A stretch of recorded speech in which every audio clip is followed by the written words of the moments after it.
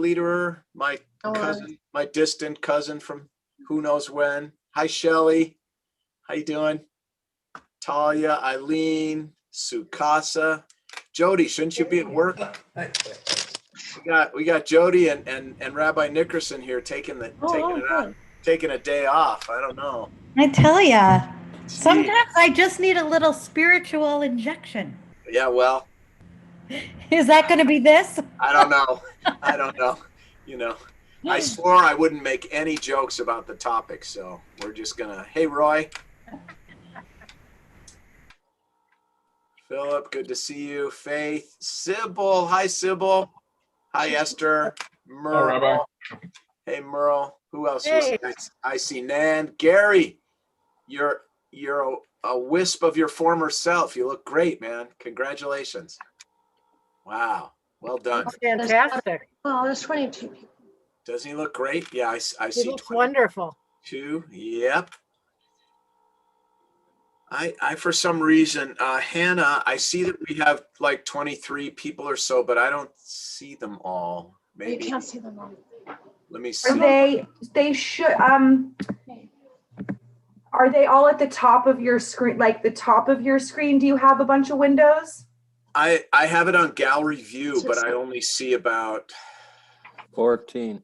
20. That's Well, why you- maybe. No, I'm okay. It's close. I think I'm good. Okay. Okay, let me say hi to Ann. Hi, Ann. Susan. Hi, Rabbi. Hi. So good to. I can't see you, but I can hear you, and I know you're with us, so that's good. There I am. Hi. All right. There you are. Hi, Ann. How's Steve doing? He's doing well, thanks. Okay. And how's our guy doing with his? Doing okay. Yeah. Yeah, everybody's hanging People in there. have, it's Okay. not, it's just the picture of them that they post. All right. Claire is here. Wow. Hi. Hi, Claire. I want everybody to if you don't mind, if you don't mind, it's better for me as the teacher if your camera is on, because it helps me sort of get a sense of whether I'm losing you or not. But if your like roots are showing or you don't want to be seen, I totally understand. No judgment. You do not have to turn your camera on. It's just a little easier if you do. Jody. Okay. All right. So listen, we're going to begin. I have to stop at about 5 minutes to 1 because I have a 1 o'clock call that I have to be super punctual with. But let's jump in. And this is going to be a little more frontal than I normally like to teach. Normally, you know, we have a lot of discussion going on, but there's so much material here, and it is a little technical. So I'm going to do a little more talking than I normally would, but please raise your hand or put something in the chat if you have a question, you want to make a comment or whatever. Okay. I do want to pause and recognize we have royalty. We have royalty with us today. We have Sybil Fields, the Rebbitzin of Wilshire Boulevard Temple. Amen. She's with us. Hey, Sybil. There Hello. she is. Hi, everybody. Hey, good to see All you. right, I am in the middle of my workday. If I have to leave, it will not be because of content. Okay. All right. I've got this and 2 screens behind me that are work related. All right. How's the market? How's the market doing today? Up 582. All right. All right. Okay. The market loves calm, doesn't it? That's good. Yeah, today's really calm. Exactly. I think calmer than people thought it would be. So it's. I don't know. All Yeah. right, well, we won't talk about that now. No. Unless we can abort what's going on. Oh, Sybil. Good one. All right. Okay. All right. Let's jump in. Now, those of you who might have a second device around, a phone, for example, or an iPad, or a laptop, or those of you who happen to have a Bible close by, there's always the old-fashioned way. The most fundamental thing to understand in terms of the Jewish view of abortion is Exodus 21:22. Exodus chapter 21, verse 22. So just call that up, Google that on your phone, or, look it up. Exodus chapter 21, verse 22. Because this really unlocks, I shouldn't say unlocks, this is the foundation for the entire conversation to follow. I'll give you just a minute to get there. Okay, here we go. When men fight and one of them pushes a pregnant woman and a miscarriage results, but no other damage ensues, the one responsible shall be fined according as the woman's husband may exact from him. Okay? The payment to be based on reckoning. Okay, so if you are the cause, you're in a fight and you shove this pregnant woman by accident or even on purpose, and a miscarriage results, what is the penalty? Somebody unmute. Sybil, you're unmuted. What's the penalty? I'm unmute. What's the penalty? Yeah, what happened? Whatever the husband wants to charge. Right, it's money, right? It's Yeah. financial. There's a fine. You pay a fine. Now, what is the penalty for murder in the Torah? Death. Okay? Murder is a capital offense in the Torah. Now you might be thinking, but what about capital punishment? And we didn't. The Torah has it, believes in it, implemented it. If you committed murder, I'm not talking about accidental homicide or something like that. I'm talking about murder. If you commit murder, the penalty is death. And this difference, the difference between the penalty for a fetus and the penalty for, and I know what I'm about to say is politically charged, but it is not from a Jewish perspective. The penalty for a fetus and the penalty for the death of a human being are different in the Torah. The Torah does not grant the status of personhood to a fetus. Period. End of story. And therefore, under no circumstances can abortion be considered murder according to Jewish law. Because, now I'm going to use a fancy word, because Jewish law from the Torah forward does not grant, here's the word, ensoulment, ensoulment, does not bestow ensoulment upon a fetus. The fetus does not have a soul. And therefore, its death cannot be considered murder.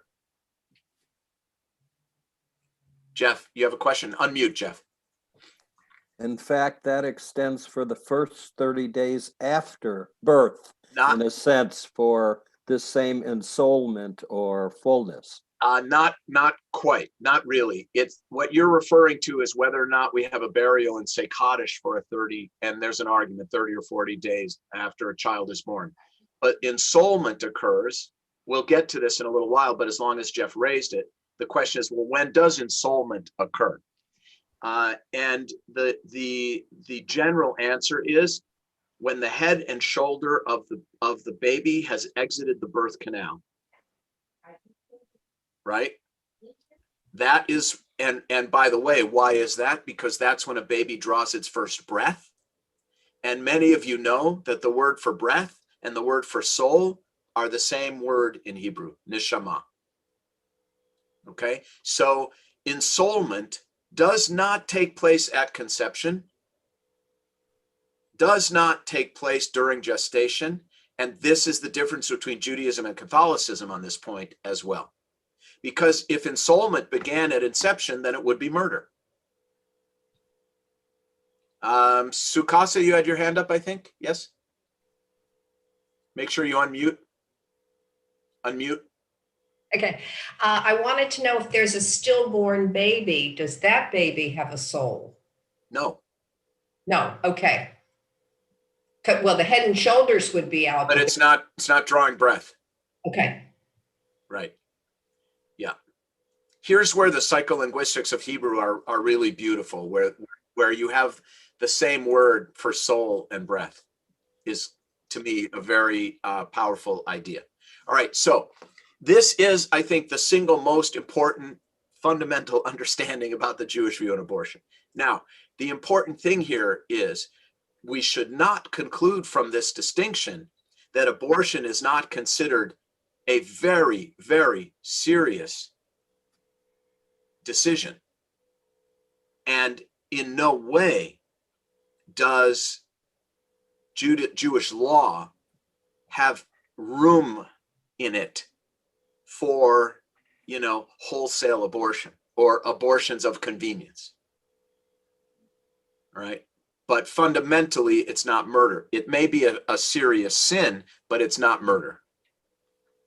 Okay, so now let's get back to this thing that Jeff raised of the head and shoulder exiting the birth canal. The reason that marks ensoulment has to do with a ruling in the Mishnah, which has to do with abortion. Is like, up until what point can you abort if the mother's life is in danger? Okay. And the answer is you can dismember a fetus if the mother's life is in danger until the point the head and shoulder have exited the birth canal, at which point the fetus is no longer a fetus, but a full human being. And here I think is a very significant and very powerful point about the Jewish legal view of life. Judaism does not assign relative value to life. I think that is extremely important to understand. Medically and politically, extremely important. Judaism does not assign relative value to life. The moment the head and shoulder of that fetus has exited the birth canal and taken a breath, that becomes a baby whose life is equal in value to that of the mother. And at that point, that child cannot be killed, which is what it would be considered, to save the life of the mother. Prior to that point, and this is the Mishnah talking, which is around early 3rd century, you can dismember the fetus until that moment, but after that, it is of equal value to the life of the mother. Yeah, Merle. What if this baby has been diagnosed with some horrifying, horrible illness? Okay. And they don't know whether it's going to, yes, the baby's going to have problems for the rest of his life, but you don't know if the mother will, if she gives birth or not. In other words, the birth would be dangerous to the mother's life. Is that true? Well, you don't know, but well, I guess you never know. But why would a for example, why would a Down syndrome baby put the mother's life at risk merely by giving birth? I don't see why that would be likely. But you do raise an important point, which I was going to get to later, but let's just deal with it now. Okay. This is why I stressed that Judaism does not assign relative value to life.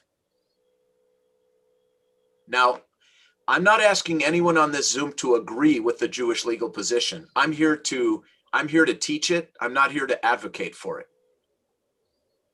But from a pure Jewish halachic legal perspective, if you know you are carrying a baby that has, for example, that is a Down syndrome baby or some other disease, or even a baby who will not live more than a few days, abortion would be forbidden under those circumstances. Okay. Because the future life of that baby, in terms of its value, is equal to any other life. And I will say that as harsh as that can seem at times, I think the idea of assigning relative value to life is an even more dangerous path. for humanity to go down. I mean, that's how you end up with genocide. Okay.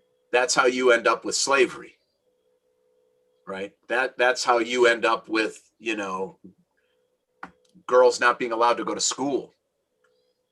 When you start assigning relative value to life, you're going down, in my opinion, an extremely dangerous path that Judaism completely and totally forbids. Yeah, Jeff. The direct extension of this is something that I've seen and worked with many, many times, and it's a failure in the hospitals many times of the ethics committees that have to look at a neonate with such severe congenital deformities and have to weigh the value of that life with the totally destructive experience that that family is going to have in raising that child. And unfortunately, many times it boils down to the millions of dollars in the NICU to maintain that child, to end up with a product that God maybe decided wasn't warranted to keep to begin with.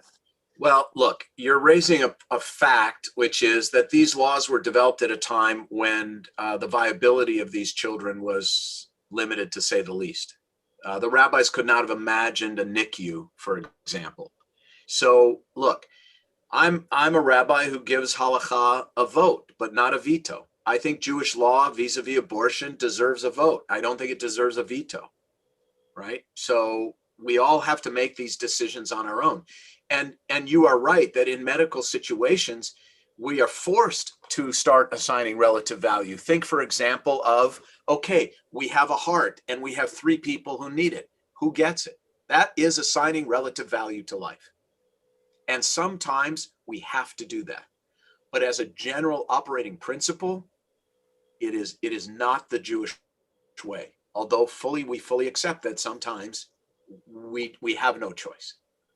And sometimes it's the religious tenets of those who make up that ethics committee, which blocks a viable decision from being made. Yeah. Well, and it's difficult. Tell them to call the rabbi. All right, I want to move on.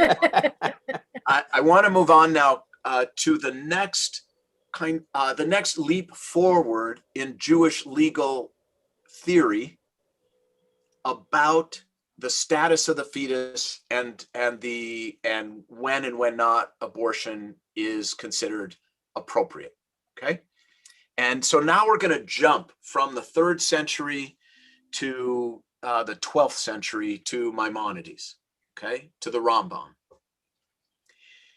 And before we get to how this applies to the status of a fetus, I have to make a general explanation of a concept called the rodef, R-O-D-E-F, if I had to spell it phonetically, the rodef. The rodef is a category in the Talmud of individuals who are pursuing the life of another. If someone was chasing you down the street with a knife in his or her hand, that person is a rodef. Okay? A person standing out on the street with a loaded weapon, taking shots at people, is a rodef. This is a category of individuals who are acting in a way that is a threat to the life of another. The most famous case in the Talmud is the question of whether or not, if a burglar breaks into your home at night and it's so dark that you can't see the person, are you allowed to defend yourself by preemptively killing that person? And the answer is yes, you are. Because the person is breaking into your home in the middle of the night, you are allowed to assume that person is a rodef, and you are allowed to defend yourself. In some states in America, this is called the stand your ground rule. Okay, now, how does the Rambam apply this? How does Maimonides apply this to abortion? Why is it a problem? Because the rodef could be pursuing the mother, the fetus. Right, the fetus, Susan's right. The fetus, the Rambam, in the case of a fetus where it is a threat to the mother's life, the Rambam says the fetus is a rodef. It is a pursuer of another person's life, and therefore you are allowed to kill the fetus. Now, makes perfect sense. Like, who doesn't agree that if the mother's life is in danger, you should abort? Fine. I think all of us on this Zoom would agree with that premise. The problem, however, well, let me ask you, does anyone see a problem with the way in which the Rambam is getting to that conclusion? It's complicated in the case of a rape. Well, we're going to get to the rape in a moment for sure. It's a really good point, Anne. But I'll tell you what the problem is, and what has to get worked out in the responsa literature by rabbis is, the moment you call the fetus a rodef, you are putting it in a category that grants it the status of personhood. Because everything else in that category is a person. So if you're going to call a fetus a rodef, you are essentially saying it is a human being, it is a person, and then this becomes murder. Maybe in self-defense, maybe it becomes killing. So most rabbinic authorities, this is one of the few times, by the way, where the Rambam's thinking is rejected by the majority of halachic authorities. They don't like him getting to where we all want to be using this route, because it grants the fetus personhood. And we know from Exodus 21:22, we do not want to go down that road of granting the status of personhood to a fetus. Everybody with me?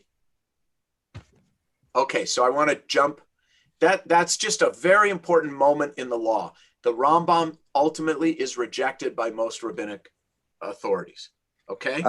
In a more limited sense, I thought that a rodef was specifically involved with revenge seeking for a death or harm.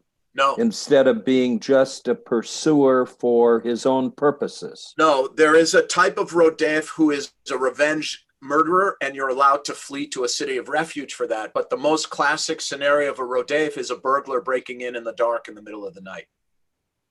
Okay. Right? And in a way, you can see why he would draw the analogy to a fetus, because it's in the dark, you can't see it. It's sort of secretly pursuing your life, etc. But he gets there, but he gets there in a way that's ultimately rejected. Now, since Anne asked the question, now let's talk about more complicated situations where we're dealing with the issue of a threat to the life of the mother, or in a very interesting case I'm about to share with you, another child. But it's not a physical threat. And Anne raised it. What do we do about incest and rape? What do we do when a woman is pregnant because she was raped? And it is I'm saying this in a technical sense, the abortion would be a non-therapeutic abortion because she's perfectly capable of giving birth to that child, that fetus, and it becoming a child without it being a physical threat to her physical life. And here's where the rabbis get really interesting, and where you see, in my opinion, sort of the beginning of Reform Judaism starting to blossom in Germany, which is the cradle of Reform Judaism. It's where Reform Judaism was born. But it's very early. So a case like this is presented to a rabbi named Jacob Emden, E-M-D-E-N. And we're talking about 16, I can't remember the date, but 400 years ago. And Emden is presented with exactly the problem that Anne raised for us. What do we do in the case of rape where the psychological trauma to the woman, very likely for the rest of her life, is expected to be quite profound? And Emden is the first rabbi we have on record who rules that emotional distress, that psychological distress can be a threat to the life of the mother. That she could, for example, choose death by suicide in such a situation. And he allows the abortion and puts it under the umbrella of a therapeutic abortion, although the threat is emotional, not physical. And this is a watershed moment where you start to see rabbinic authorities giving latitude to the emotional and psychological, not just the physical. Now, I'll just tell you how interesting, at least if you're like a geeky Jew like I am, how interesting some of these cases are. Let me just read one to you, okay? So there's a case where it concerns a child who's nursing and cannot survive without its own mother's milk because the child is allergic to everything else, all other forms of nutrition. The mother becomes pregnant with a second child and her milk has stopped. Okay, she stopped lactating. So the child who is alive is going to die because of the fetus. Now, the fetus is not a threat to the mother's life. The fetus is a threat to the life of a third party. And the abortion is permitted by the rabbinic authorities. Now, this might not seem like a big deal to you, but we're starting to see now the broadening out, the creative use of the law and the broadening out of the definition of a threat. Right? Now it can include not only a threat to the mother, but to a future sibling, older sibling. And now it can include not only a physical threat, but an emotional and psychological threat. Now, and I want to take, just have a conversation and take questions after I lay out just one or two more things. Let's talk about adultery, okay? Sue, I'm not sure what your question is. Sukasa, can you unmute and explain it? Question was, what when you say that it was allowed, who did they go to a Beit Din or was it one rabbi? It was. So let's talk about how responsa literature works, okay? There's a whole corpus of literature called responsa literature, which is Latin for response. So when a problem was encountered, and this goes on until this very day, I think you could consider to some degree some of my emails responsa literature, because I get asked interesting questions by temple members and other people, and like, what does Judaism say about this? What does Judaism say I should do about that? Okay. But it was a very formal process. There were rabbis in regions who were considered the legal authorities in that region. When you encountered a question of Jewish law and you didn't know the right answer, or it was a new situation that you had to apply the law to, you would send what is called a she'elah or a she'ela, a question, a query to that rabbinic authority. He, and it was always he back then, he would author what's called a teshuvah, an answer, a response. And that was how the law got worked out on the ground in people's lives. Generally, it was by the local rabbinic authority, and it did not require a Beit Din. Now, that rabbi might consult other rabbis before answering. And this responsa literature, by the way, is collected and is in bound copies in libraries and online, and you can buy responsa literature. The Reform movement publishes it, the Conservative movement publishes it, the Orthodox movement publishes it, and it's really interesting to read. And it's really what we're covering today is the responsa literature about abortion through the ages. I have one question. Go ahead. Before we move on, even though there's a psychological distress, as Beth noted, can be a slippery slope. I learned even from an Orthodox rabbi, if a woman, for instance, has lots of children and it would create great distress in the marriage, the abortion can stop because shalom ba'it is a very Yes, but there is not, I would not say there is unanimity of thought on that. Look, let me just tell you how I think it really goes down, okay? There is enough latitude. Well, let me put it to you this way. I'll tell you a very brief story. Many years ago, I was in a study group with it was sort of like the thing to do. It was a nationwide program, and there were study groups created with one Reform, one Conservative, one Orthodox, and one Reconstructionist rabbi in all these major cities, and we made a commitment to study together once a month for a year. And after a few months of studying together, the Orthodox rabbi in my cohort said, "You know, Steve, I have figured out now the difference between the two of us." I said, "Well, what is it?" And he said, "When someone in your shul comes to you with a problem, you look in their eyes and then you go to the text and you find the answer they need. When someone in my shul comes to me with a problem, I look in the text, then I look in their eyes and I find the answer they need."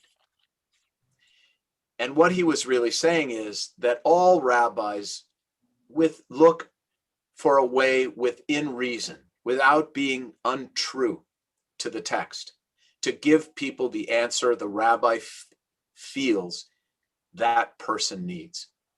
So what you're describing is an Orthodox rabbi saying, look, it's been 400 years and emotional distress has been allowed as a reason. And this will cause terrible emotional stress because the husband doesn't want the baby and can't afford it and whatever. So I'm going to permit it. You know, so, but there are many rabbis, Susan, who would say, every child is precious. And by the way, I've said this to families. This has happened more than a few times to me over the years, where a woman has come to me who is married, has 2 kids, gets pregnant unintentionally, and husband doesn't want the baby. Like, I can't afford another kid and enough is enough. And she does, or she's conflicted, or they're both conflicted. And I have without exception, now maybe there will be one, but I have without exception said, I do not know a single person, not one, who has had that third unwanted child, unplanned child, and wanted to give the kid back when it was over. What does it mean you can't afford it? What does that mean? You're going to take fewer vacations? What does that mean? And is that a reason? And you know, sometimes the dad will say, well, I love the other 2 so much, I can't imagine having room for the third. I said, well, would you have said that after 1 and not had 2? Can you imagine your life without the second child? So, you know, the law gives the rabbi the authority to advocate different ways on this topic. And the parameters are, look, we know it's not murder. We know that psychological and physical danger are both considered appropriate reasons for abortion. But we also know that Judaism does not support wholesale abortion as birth control or as a way of creating relative value to life. So it's much more art than science. And that's really just the truth about what happens in the rabbi's study when people come with these kinds of questions. Okay, let's go on to it's something we've already talked about, but what about when you have genetic testing and you know that this is going to be a child who is going to be compromised, perhaps even severely compromised? I will tell you that most, and I'm just saying most traditional rabbis, and by that I mean Orthodox rabbis, most would not permit an abortion on those grounds. And we all know why now.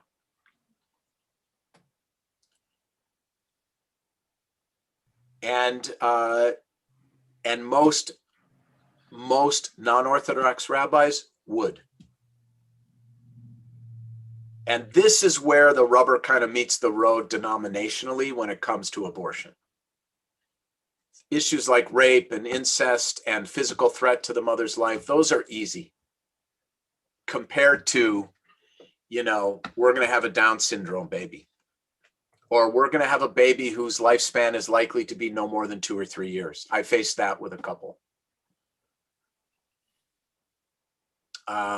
You know, so this is where it becomes difficult. And this is where you do see a division between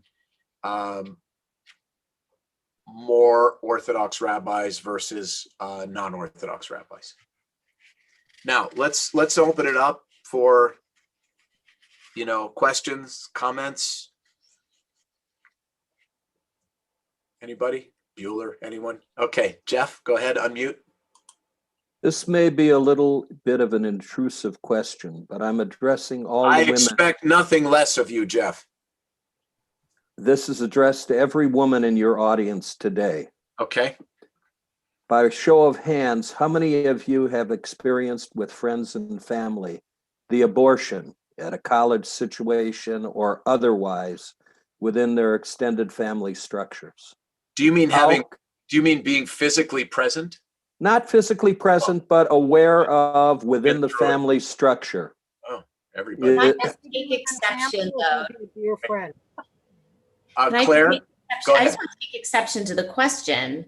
Yes. I feel like that question could equally be Yeah, directed. I'm raising my hand. Yeah. I'm raising my hand. Yes. Yes. I think almost everyone has, right? Because this is a right in America, and I think it should be. And I think we've all experienced it. And it's, in my experience, I've been through it with many families. There's nothing easy about it. You know, it's a very heavy and serious, you know, very heavy and serious thing. But it's a skewed discussion, isn't it? In the sense that this is a form of birth control, as you've mentioned before. And it's the worst form of failure of judgment Jeff, to experience this. I think that every Jewish authority would agree with you that the use of abortion as birth control is unacceptable in terms of Jewish law. It is unacceptable in terms of Jewish law. I'm not telling you it is unacceptable. I'm telling you it is unacceptable in terms of Jewish law. Okay, and by the way, accidents happen. People can do everything right and still get pregnant. You know, Oh, no, I no. have a little brother, Greg, who we refer to as the miracle. Okay, so you know, things. He likes that title, by the way. Things can happen. So, you know, that's just it. Now, let's see. Somebody, yeah, Deborah, go ahead, unmute. I was curious if there's any distinction between an embryo and fetus in terms of timing of the pregnancy, like about 11 weeks or so. No, okay. No, because I'll tell you why. Just answering from a Jewish standpoint, this business of first trimester, second, third, in Jewish law, you can dismember a fetus up until the head and shoulder have exited the birth canal, if it is endangering the mother's life. Make sense? Yeah. Deborah? Okay. Sure. And I was curious, what about after the fetus could conceivably live alone, be viable after, let's say, 28 weeks or so? Yes. So you're raising a very interesting question. I think it is reasonable to assume that this head and shoulder exiting the birth canal is synonymous in the rabbis' minds with viability. That is the point at which the fetus is viable. It can breathe and it can survive on its own. Not very long, obviously, without being fed and, taken care of, but the fetus is viable at that point. What do we do? I don't have an answer for you. I only have the question. What do we do when viability is pushed back to day one?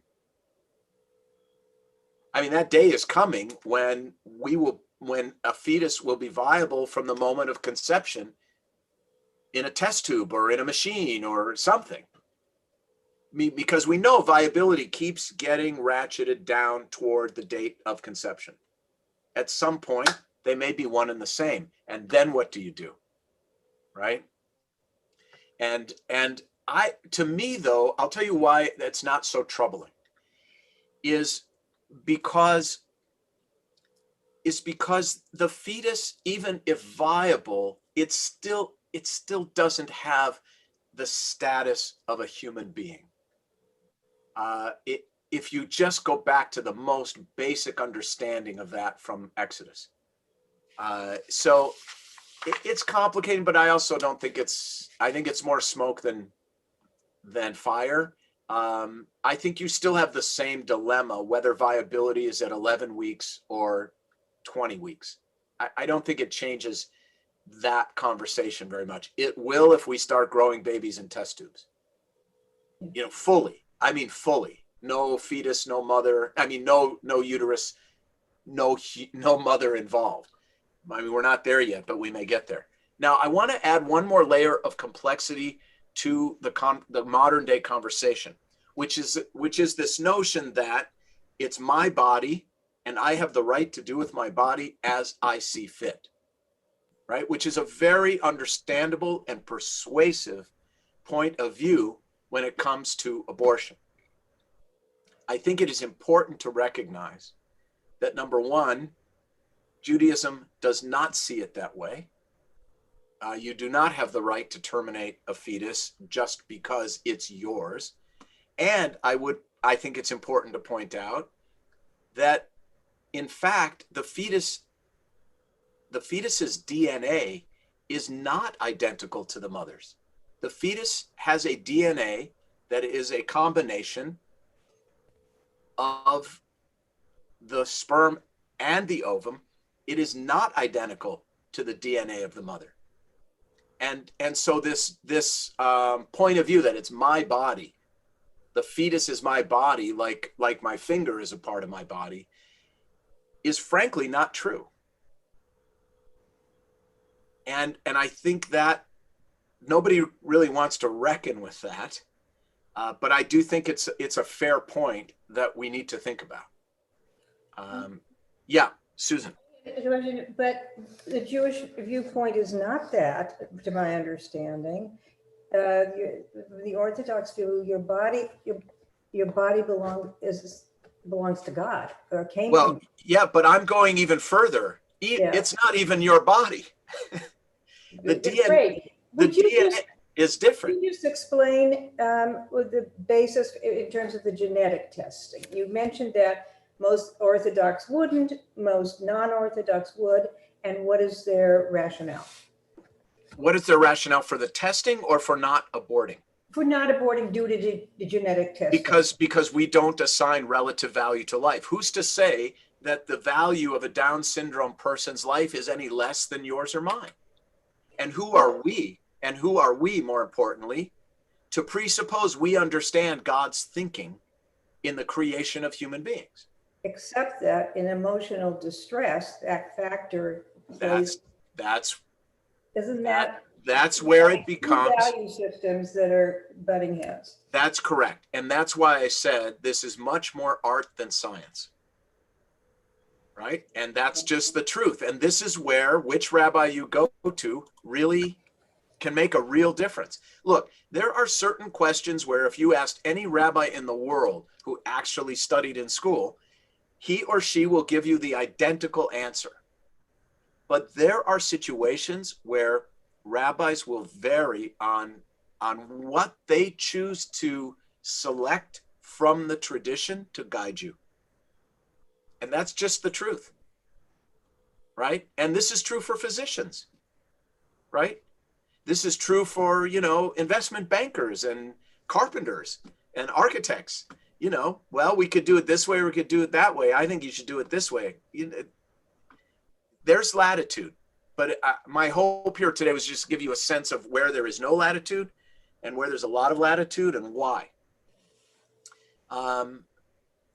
Let me just quickly look. I have like a few minutes, but the government's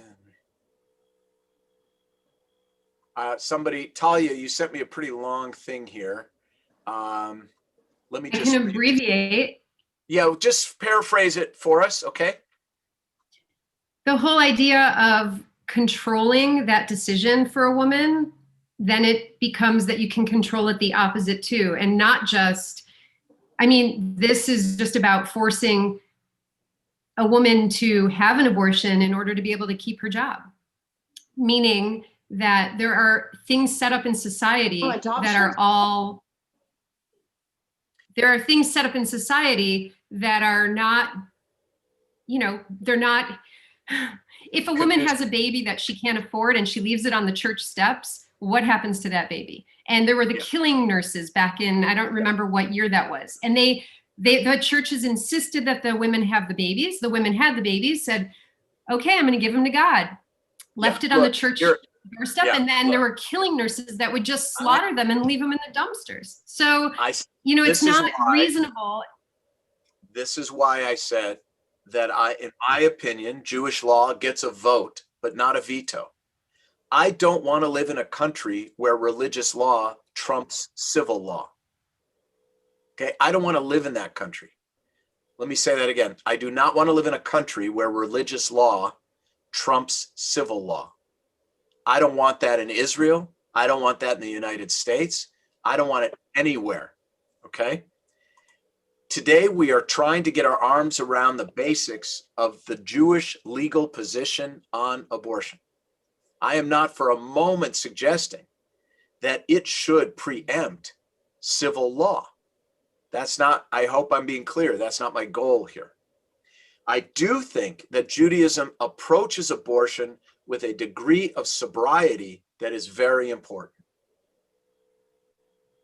And that's really why I chose this topic, because look, I think most of us on this call are part of a political mainstream that, you know, we just say it's a woman's right and it should be legal, and we don't go very deep. We don't think very deeply.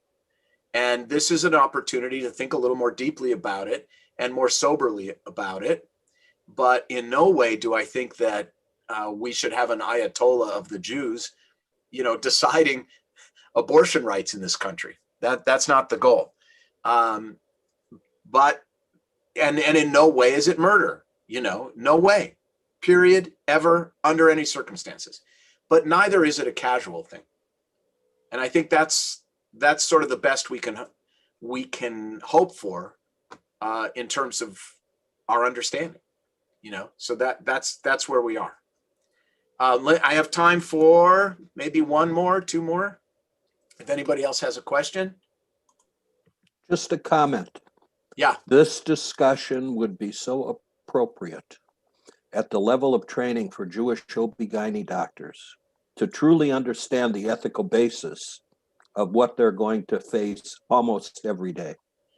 Yeah, I assume they get some kind of thoughtful education about these issues, but I will say to the credit of some OB-GYNs, there are many times when women or couples are in my office at the request of their physician. You know, go talk to your rabbi about this. I'll give you another example. Not too long ago, a woman came to see me. She had in vitro, and she was pregnant with 3 fetuses, and she had something called a tipped uterus. I don't really know what that is. I just know that's what it was called. And having 3 was going to be a dangerous threat to her life. So they had to selectively terminate one of the 3. And she came to me to say, first of all, it's a risk, but it's not a certainty that it'll endanger me. So should I just have all 3? Number 2, if you're going to tell me it's an appreciable enough risk that I need to engage in the selective termination, how the hell do you decide which of the three? Like, how is that decision made? In whose hands do we put that power? Which is a very deep question, actually. And she was sent to me by her physician.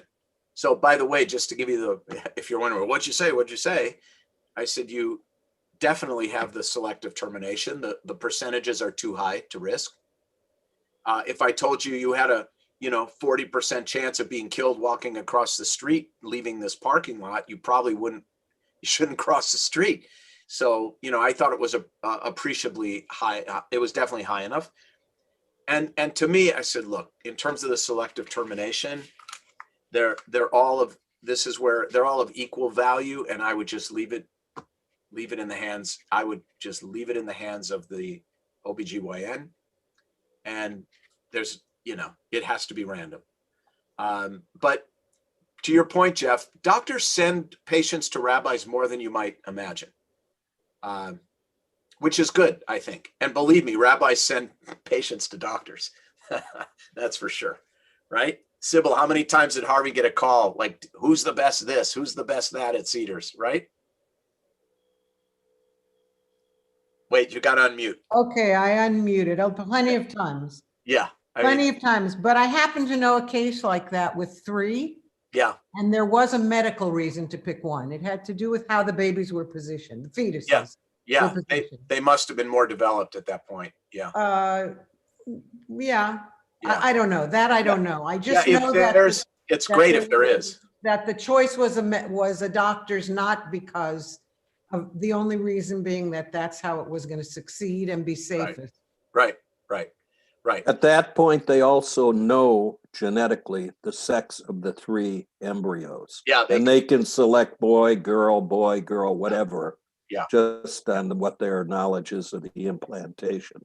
All right. So, first things first, thank you for joining me today. I hope you learned something. There's tons of stuff on the internet about this. If you want to dig a little deeper, lots and lots of stuff. If you have personal questions for me, please feel free to just email me. I check my email hundreds of times a day. And I really want to thank you. And Thank you. keep coming. Keep showing up. I miss you. I love seeing your faces. Okay? Thank you, Rabbi. Thank you, Rabbi. Hi, everybody. Topic. Thank you. You're welcome. Rabbi, have a great day. Thanks, everybody. Thank you. God bless America. Oh, yeah. We're proud Americans. God bless America. Or it's Look Out America, one or the other. Could be both. Bye, guys. America. Thank you.